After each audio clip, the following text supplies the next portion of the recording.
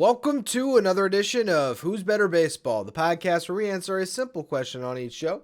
Who's better at baseball? I'm your host, Ryan Finkelstein, managing editor at JustBaseball.com, and today we're discussing my latest piece for JustBaseball.com titled, Why Ichiro Suzuki Should Have Never Won the 2001 AL MVP. And this is a take I've been sitting on for some time, and there's even a grander one where I just straight up call Ichiro overrated, and that one is going to blow some people back, and I'm not ready to put my name on it because I still know that Ichiro Suzuki is a first ballot Hall of Famer, and I would never argue against that. But the thing about Ichiro is you look at his statistics and you put it in a modern lens with the way we view the game now, he becomes a less valuable player because we now look at stats like weighted runs created plus, WRC plus that is, which measures hitters based on a league average of 100, and OPS plus. And we care more about on-base percentage than batting average. And when you look at all of those things, suddenly the infield hit becomes a little less valuable, even though we remember those times where Ichiro would hit a soft grounder to the shortstop, beat it out, steal second, score on the base hit, and there's a run on the board. But nowadays, you'd rather that hitter just hit one out himself. And just make it that simple. Just hit the home run. And there were those who said Ichiro could have hit 30 home runs if he wanted to, but he didn't. And so when I look back at 2001, and I'm on Baseball Reference, and I happen to see Jason Giambi's statistics in comparison to Ichiro, I scratched my head and said, what the hell were the voters thinking?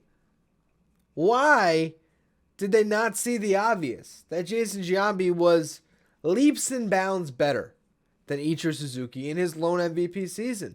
This is not a knock to say Ichiro wasn't great, shouldn't have been an all-star, shouldn't have won Gold Gloves and Silver Sluggers. It's to say he never should have won an MVP because he was never the best player in baseball, and everyone's going to remember his first year and say he was. And say, hey, he burst onto the scene as a rookie and no one was better. But I'm here to tell you that someone was way better. And there's actually multiple someones who were better. I can give you 3 names that were better that year. One of them was on his own team. I'm talking about in his league, because it's not even mentioning Barry Bonds. But let's go back in time, 22 years. The turn of the century, at a time in baseball in the late 90s, early 2000s, where offense was king.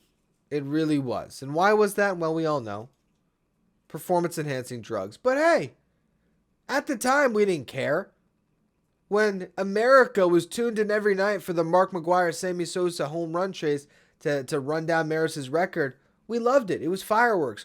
No one thought about what was going on in the shadows. And when we remember baseball history for those times, I'm always of the belief that you should remember history as it was. Who was the best player of that era? Barry Bonds.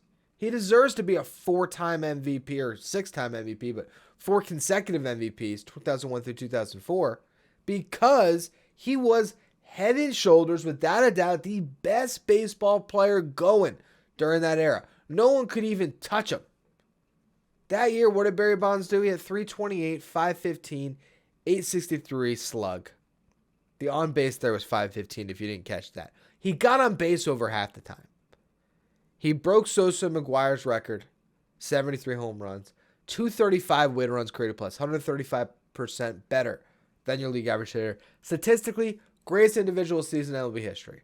The thing is, Jason Giambi was the American League version of that. Maybe not to the same heights, but certainly very impressive. And Ichiro, meanwhile, when you look at OPS, this is the most damning stat in this article that I wrote. His 838 OPS, do you know how many people finished the season better than MVP Ichiro Suzuki? Not 1, not 2, not 3, not 4, not 5. No, 55 players had an OPS better than eventual MVP Ichiro Suzuki. And the 5 names right above him are laughable.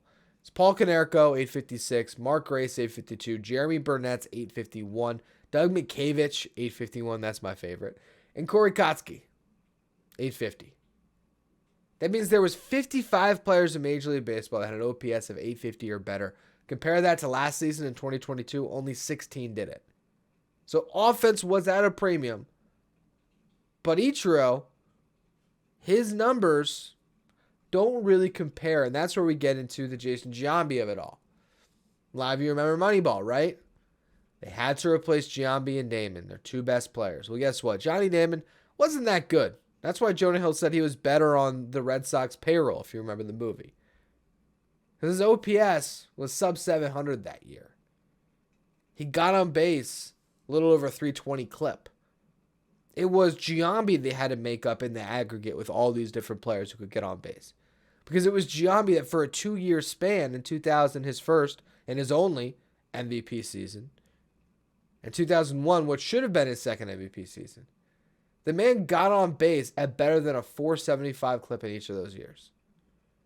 2001, his last year in Oakland, he hit 342, 477 on base, 660 slug, 38 home runs, 2 triples, and a league-leading 47 doubles. Add it all up, you have 87 extra base hits. Ichiro was at 50. So 37 additional extra base hits for Giambi. He didn't quite post the absurd 26.7% walk rate of Barry Bonds, but his walk rate as the second most feared hitter in the game was at 19.2%. You pair that with a strikeout rate of 12.4%, you got a really special hitter. I will, to be fair to Ichiro, give him his due. His strikeout rate was 7.2%, better than Giambi's, but that was one of 3 stats that he was better than Giambi in. It was strikeout percentage, hits, and batting average.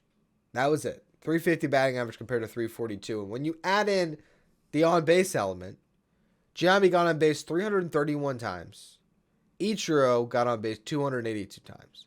So nearly 50 more times Giambi got on base in less plate appearances. All while hitting an additional 30 home runs compared to Ichiro and driving in 120. You can look at wins above replacement. Who is the most valuable? The very simple stat that tells us that. You look at Fangraphs wins above replacement and Baseball Reference. They both agree. 9.2 wins above replacement for Giambi. Ichiro trailed way behind. 6, according to Fangraphs. So according to Fangraphs, Giambi was over 3 wins better than Ichiro. Baseball Reference had Ichiro at 7.7. So even that one is a 1.5 better. No doubt, Giambi was the better player. His American League leading 1,137 OPS was nearly 300 points better than Ichiro, and he trounces him in OPS plus and WRC plus, where he posted a 199 OPS plus and a 193 WRC plus compared to Ichiro at 126 and 124.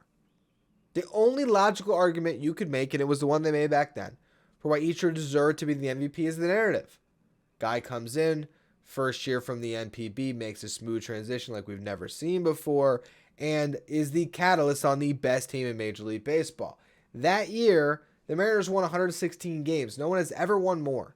The Chicago Cubs matched them back in 1906, setting the record, and the Mariners tied it.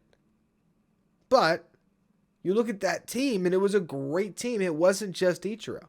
Sure, he was a global sensation, but there was 4 guys on that team that started in the All-Star game. You had John Olerud at first base, Brett Boone at second, Edgar Martinez was the DH, and then you had Ichiro. And Cameron Maybin was the starting center fielder on the Mariners. Ichiro started the All-Star game. But Maybin was an incredible defensive center fielder, and he was an All-Star reserve.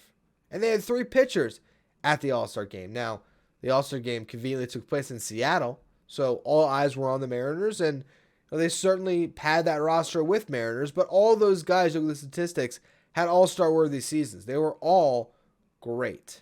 And the crazy thing is one guy was actually better than Ichiro. He's one of my 3 guys that was better than Ichiro that season. The third one's A-Rod, by the way.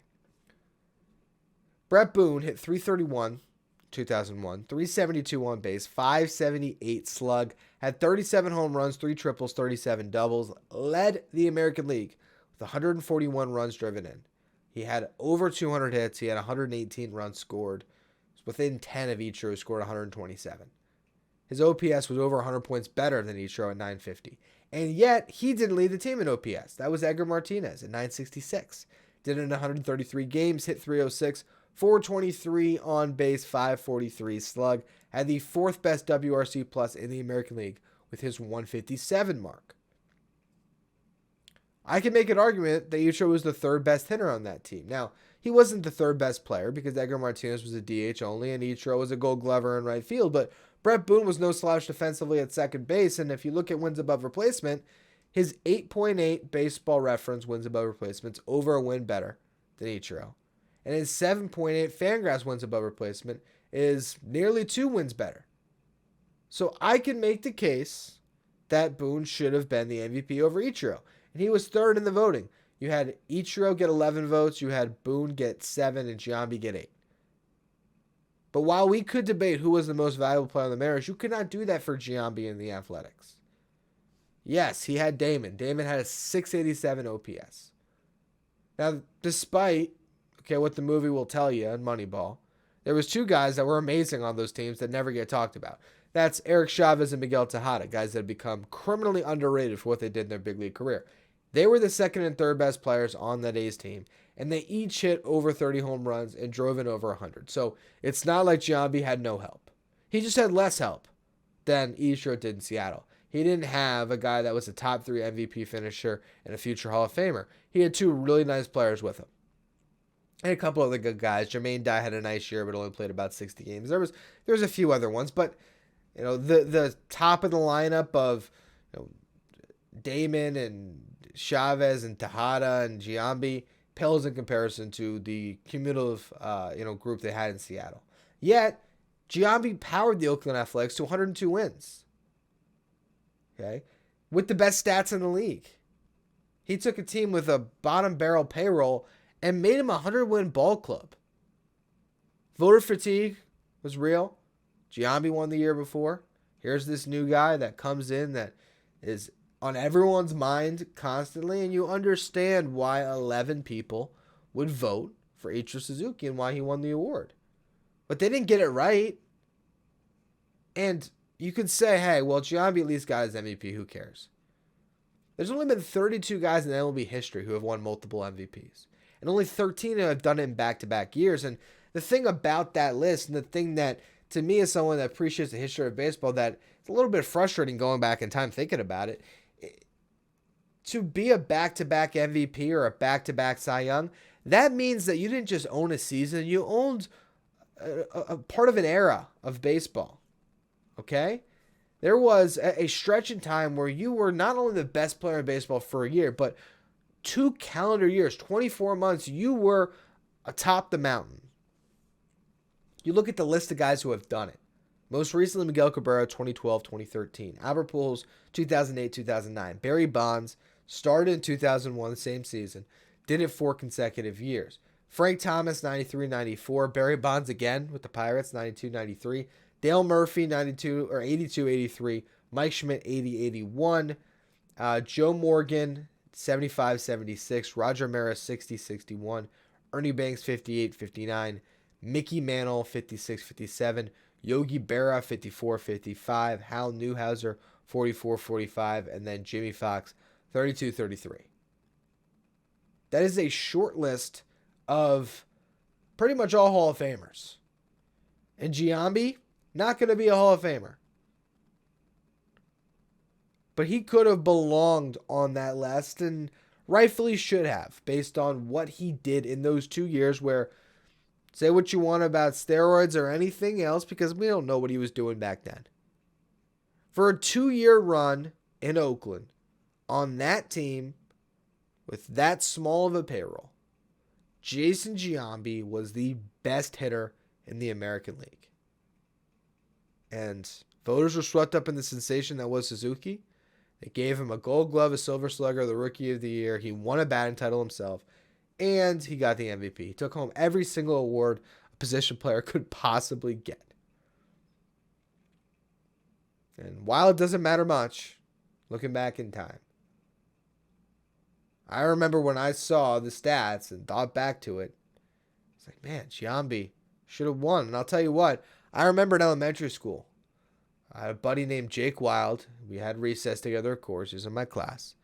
And I remember he used to pretend to be Ichiro in kickball. I thought it was the stupidest thing. He'd run up, he'd kick a little dribbler, he'd get on first base. I remember me in elementary school back in the day, I felt myself more a Jason Giambi type. I'd sit back, I'd rear my leg back, and I would try to kick that ball so far that we wouldn't have it for the rest of recess.